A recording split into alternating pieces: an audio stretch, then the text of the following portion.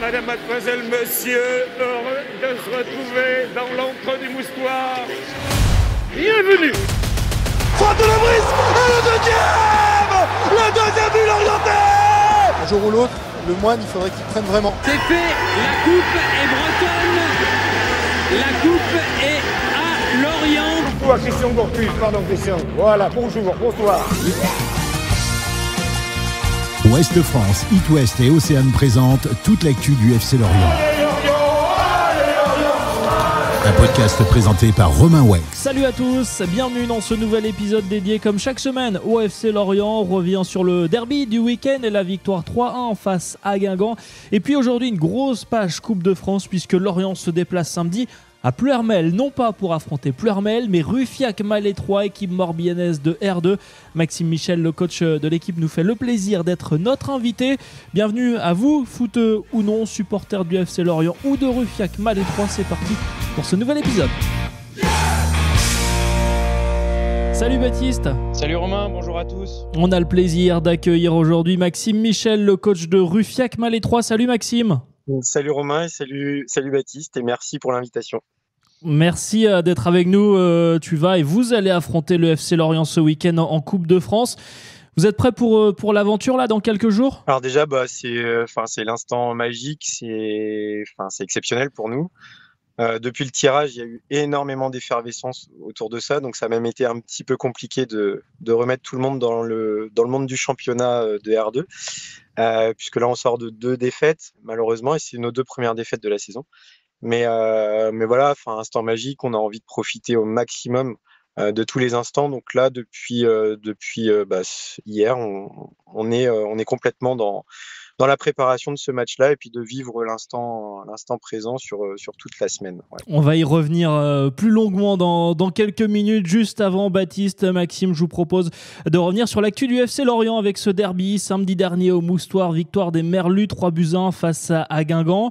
Un match maîtrisé par Lorient, un derby sans grande folie. Est-ce que c'est un bon résumé, Baptiste ? Ouais, c'est un peu ça, maîtrisé. J'ai trouvé que Lorient, pour une fois, avait fait une très bonne première mi-temps. C'est vrai que c'était un petit peu l'inverse depuis le début de saison. Ils avaient tendance à souvent être menés au score et à revenir. Pour le coup, d'entrée de jeu, ils marquent au bout de 8 minutes, je crois. Donc, ne pouvaient pas espérer mieux. En menant au score, ils ont pu derrière ensuite dérouler. En toute objectivité, contre une équipe de Guingamp, je m'attendais un petit peu à mieux en termes d'adversité. Après, Lorient a fait son match, évidemment. Maîtrise globale, collective, efficace aussi. On a pu reprocher un certain manque d'efficacité par moment. Là, ils ont vraiment su faire preuve d'efficacité. Au final, c'est une victoire complètement logique. Ouais, avec le beau but de Katseris qui a un petit peu fait l'actu des réseaux pendant tout ce week-end. Maxime, tu étais à Lorient samedi ? Oui, donc on a pu, par l'intermédiaire de Ouest France d'ailleurs, pouvoir assister avec le coach de l'équipe 2 au match. Alors nous, avec notre petit niveau, on a pu voir ce match avec de grands yeux. Maintenant, moi j'ai essayé d'être un petit peu plus précis dans mon approche du match. C'est surtout ça, parce que moi c'est la première fois que je voyais Lorient.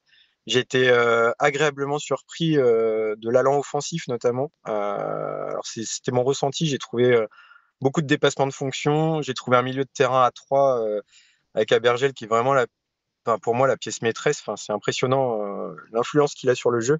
Et les 2 autres au milieu aussi, notamment le jeune Pagis que j'ai trouvé très intéressant sur ce match-là. Et le dépassement de fonction sur les côtés où il y a eu énormément de dédoublements, d'ouverture pour les latéraux qui jouaient très très haut, notamment en première mi-temps, comme le disait Baptiste. Après, je serais un peu dur si je disais que j'étais déçu par Guingamp, mais au bout de 25 minutes, je crois, ils n'avaient pas un tir Guingamp, c'était très très moyen. Mais est-ce que c'était lié aussi à ce qu'a produit Lorient, parce que je les ai trouvés vraiment très intéressants en première, donc ouais.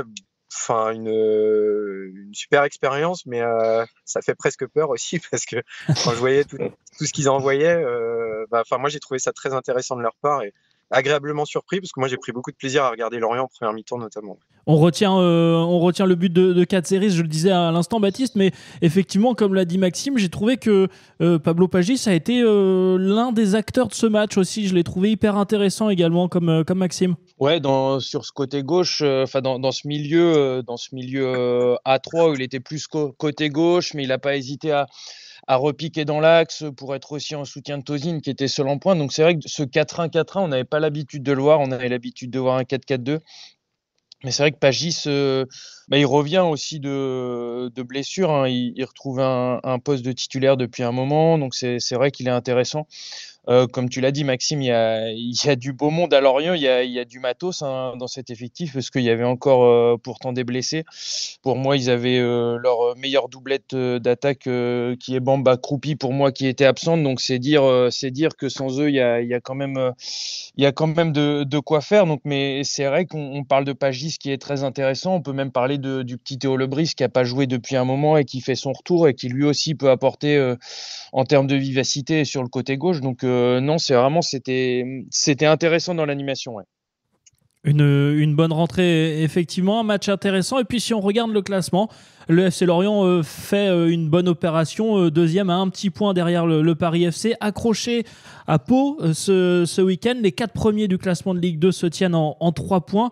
C'est assez homogène, c'est très serré cette Ligue 2, en tout cas pour cette première moitié de saison. Ouais, complètement, c'est hyper serré. Lorient la profite aussi, ouais, tu l'as dit, hein, du faux pas du PFC qui reste sur 3 nuls, il me semble. Donc on voit que vraiment personne ne se détache dans le championnat. On pouvait se dire que Lorient, vu son effectif qui est un effectif de Ligue 1, clairement, ne surdomine pas ses adversaires et on a beaucoup parlé du PFC et on voit qu'eux aussi sont capables de se faire accrocher face à plusieurs adversaires. Donc Metz est revenu aussi dans le coup après avec deux victoires consécutives alors qu'ils avaient eu un petit creux auparavant. Il y a Dunkerque qui s'accroche et on peut se demander si ça va durer un moment. Tout le monde peut battre tout le monde et il y a personne qui domine ce championnat. Donc voilà, pour les Merlus qui font figure d'épouvantail de ce championnat, on voit qu'il ne faudra pas lâcher parce que tout le monde s'accroche dans le championnat. Ça va être très intéressant même toute cette saison en Ligue 2. Prochain match en tout cas pour le FC Lorient, c'est un déplacement à Bastia et ce sera le 23 novembre. On aura l'occasion évidemment d'en reparler dans les prochains podcasts. On va passer à la grosse actu. Je vous propose, c'est évidemment le 7e tour de Coupe de France. Ruffiac Malétroit face à Lorient. L'annonce est tombée le 30 octobre dernier et donc avec nous pour en parler, Maxime Michel, le coach de Ruffiac Malétroit. Maxime, est-ce que tu peux nous présenter un petit peu cette équipe de Ruffiac Malétroit en R2 ? Comment ça se passe cette saison en R2 ? Il faut savoir déjà que c'est notre deuxième année en R2. L'année dernière, on est monté. Moi, je suis arrivé au club en même temps. On est monté, on a su le mi-juillet, très tardivement, qu'on montait. Donc, on avait le droit qu'à 2 mutés. On a réussi à faire un maintien sur la dernière journée en gagnant notre dernier match. On était 3 équipes à pouvoir se maintenir. Donc, on s'est maintenu. Et cette année, pareil, on est sur un club d'un secteur bien défini. Donc, le recrutement, il reste très local, plutôt avec des joueurs de district ou premier niveau régional, mais ça ne va pas plus loin.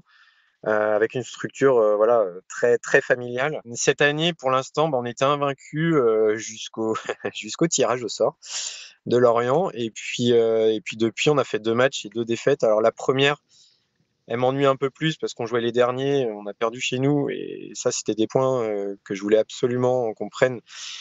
Et alors, est-ce qu'on a été timoré ? J'avais beaucoup de joueurs sous le coup d'un carton jaune qui pouvait les empêcher de jouer contre Lorient. Est-ce que c'est lié à ça ? Je ne sais pas, mais notre match a été beaucoup plus timoré que d'habitude, ça c'est certain.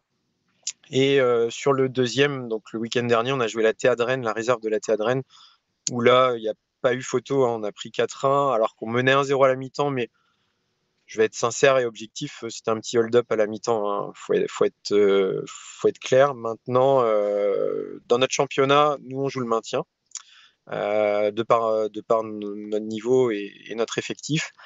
En étant vraiment objectif, hein. Et on a, je pense, 2 championnats dans notre championnat de R2. On est dans le groupe Ille-et-Vilaine, qui est à mon sens l'un des plus relevés. Et donc on a la réserve de Vitré, on a la réserve de la Théadrenne, la réserve de Cesson, on a Châteaubourg également. Donc c'est déjà 4 grosses équipes, mais vraiment très grosses équipes. Et voilà, donc quand on les joue, on sait déjà que ça va être un petit peu plus compliqué pour nous. Maintenant, la Théadrenne, ils nous ont été supérieurs dans tous les domaines. Donc rien à dire, si ce n'est d'accepter cette défaite qui était plus que logique. Tu parlais des 2 défaites. Est-ce que ça veut dire aussi que tu sous-entends que ton groupe avait clairement la tête à Lorient? J'ai tout fait pour qu'on ne l'ait pas, mais je vous cache pas que le mercredi, quand c'est sorti, ça a été l'effervescence de partout. On avait entraînement le soir, j'ai essayé de recadrer un peu tout le monde, mais à mon niveau, hein, mais c'est humain, je pense aussi, hein, de réagir comme ça. Moi, j'ai des joueurs qui ont 20 ans, j'ai des joueurs qui ont un peu plus de bouteilles. Quand même, tout le monde nous dit c'est le match de votre vie. Oui, c'est sûr, c'est un match qui se représentera sûrement pas pour quasiment tout le monde. Maintenant, ouais, j'étais très déçu après le match de Guipry, mais les joueurs aussi. Mais je pense que voilà, inconsciemment, on n'a pas géré ce match-là comme d'habitude.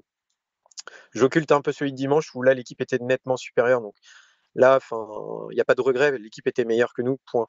Mais je pense qu'on a été beaucoup plus timorés contre Guipry que contre Rennes. Là, on enregistre mardi, donc le match c'est samedi. Maxime, est-ce que c'est une semaine particulière évidemment, mais est-ce que toi tu vas changer quelque chose dans ta préparation ou la préparation pour les joueurs? Ouais, alors d'habitude on s'entraîne le mercredi et le vendredi. On est sur 2 entraînements semaine parce que avec les emplois du temps de chacun, voilà, c'est compliqué de faire plus.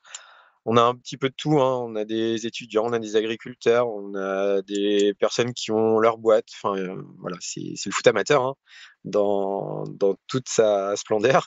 Mais dans l'organisation, c'est vrai que c'est pas toujours évident. Mais là, cette semaine, on bascule un tout petit peu. On va faire mardi, donc ce soir, entraînement.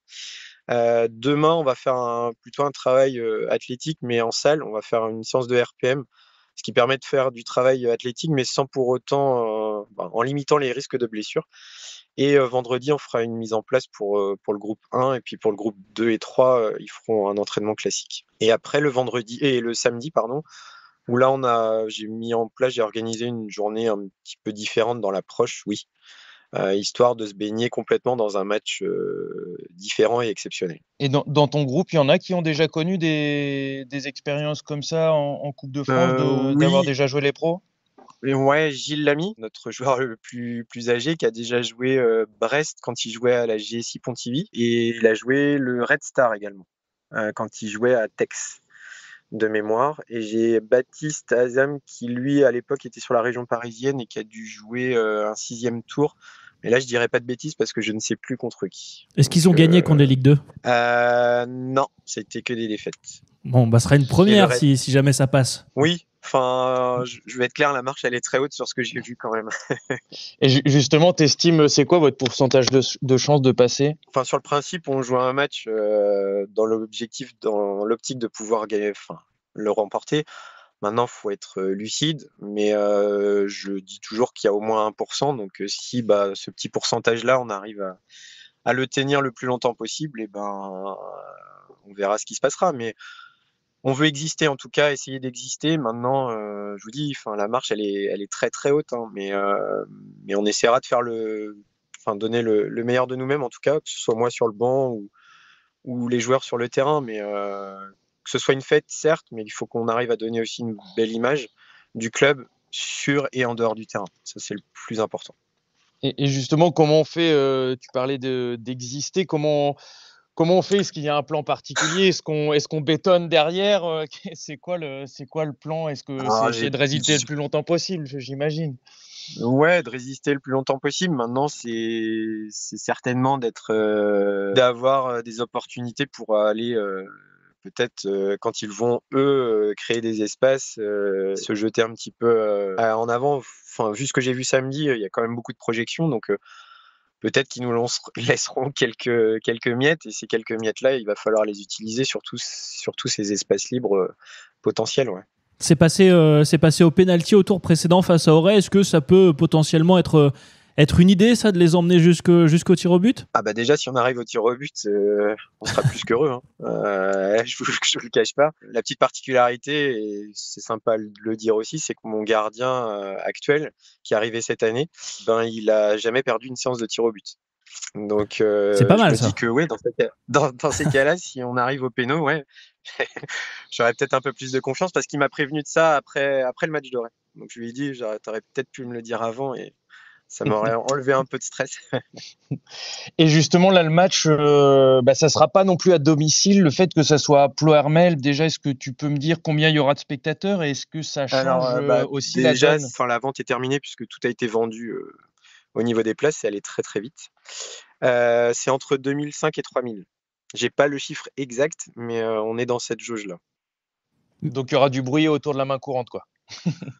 Ouais, comme je dirais comme à chaque fois, parce que pour l'instant, on n'a joué qu'une seule fois à domicile sur tout notre parcours en Coupe de France, et que ce soit à domicile ou à l'extérieur, il y a toujours eu énormément de monde. Ouais. Et là, le fait que ça soit pas sur votre terrain, mais à Ploërmel, Alors c'est après, un à Ploërmel, désavantage?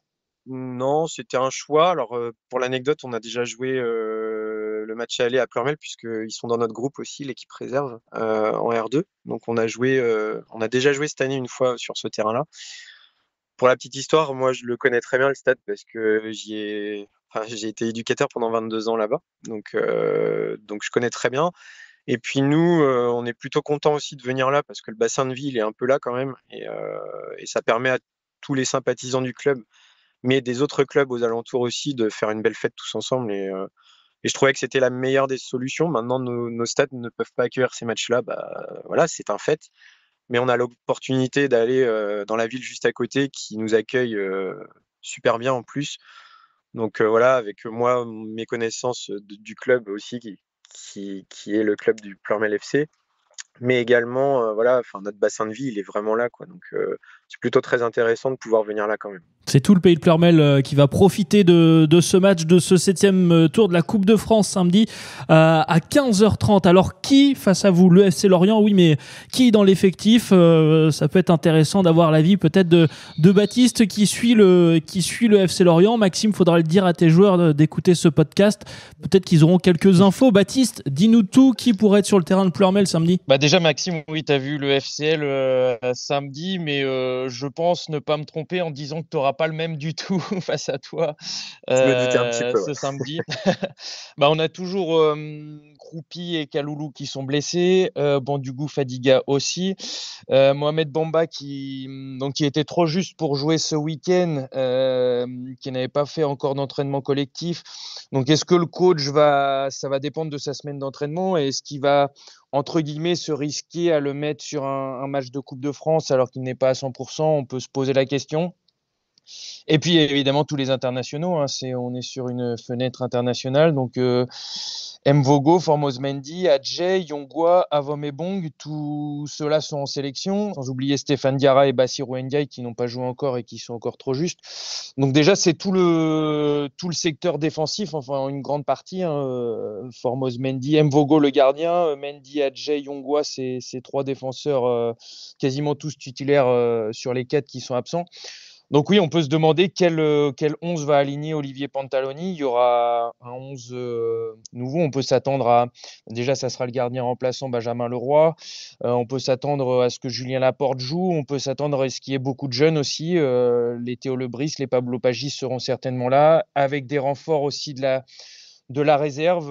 Donc voilà, un 11 remanié et qui n'aura pas une expérience commune très importante et des repères en commun. Donc s'il y a peut-être une fenêtre pour vous, Rufiac, c'est peut-être sur ce manque de repères en commun, même si c'est évidemment à ce niveau-là, ça reste des pros et ça reste un petit détail. Mais en tout cas, ça sera un 11 très remanié samedi. Eh bien voilà pour les infos. Maxime, est-ce qu'on est plus optimiste après ces quelques infos? Après, pour suivre globalement les premiers tours en Coupe de France tous les ans des clubs pro, si on regarde un peu à droite à gauche, c'est souvent le cas.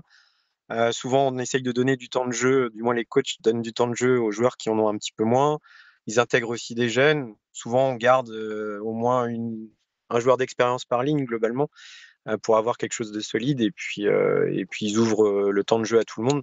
Donc, je m'y attendais. Mais maintenant, je pars du principe que leurs principes de jeu vont sûrement rester les mêmes. Maintenant, c'est juste de savoir, oui, qui on aura en face, mais pour nous, ça change rien. On sait que la marche, elle est haute, mais voilà, si ça peut permettre d'augmenter un petit peu ce pourcentage-là de réussite, on le prend volontiers. J'ai oublié à Bergel qui est suspendu, évidemment, le capitaine. Ça, j'avais vu direct. Bon, un petit pronostic, là, comment, en toute objectivité et le cœur, qu'est-ce qu'il dit sur ce match-là? Le cœur, je retiens un peu ce que vous avez dit tout à l'heure. Si on pouvait aller jusqu'au penalty, ce serait énorme. Maintenant, il faut qu'on tienne le plus longtemps possible. C'est souvent le cas dans ces matchs-là. Le petit, tant qu'il tient, mine de rien, ça change un petit peu la donne. Et puis plus le temps passe, plus le pourcentage il augmente. Et puis plus l'énervement peut aussi rentrer en ligne de compte sur l'équipe qui n'y arrive pas. J'espère qu'on va exister. L'objectif, c'est pas de prendre une rouste non plus. Il faut profiter de l'instant, mais en existant. C'est surtout ça. Bon, en tout cas, ça va être une belle fête samedi à 15h30 à Ploërmel pour ce 7e tour de Coupe de France entre Ruffiac Malais 3 et le FC Lorient. Merci Maxime d'avoir passé un peu de temps avec nous. Merci Maxime. À vous de m'avoir invité, c'est super sympa, une belle expérience aussi pour moi. Et puis c'est super sympa. On te réinvitera si vous passez au 8e tour, il n'y a pas de souci. J'espère alors. Merci beaucoup Baptiste, et puis Baptiste et Maxime, et puis Baptiste, on se retrouve dans 15 jours pour toute l'actu du FC Lorient. Merci Romain. Salut. Ça marche, pas de souci. Et avant de se quitter, une petite exclue avec donc cette interview croisée entre Guillaume Wex, le capitaine de Ruffiac Malais 3, et Julien Laporte, le défenseur du FC Lorient. Ce sera à découvrir samedi dans les colonnes de Ouest France. Salut.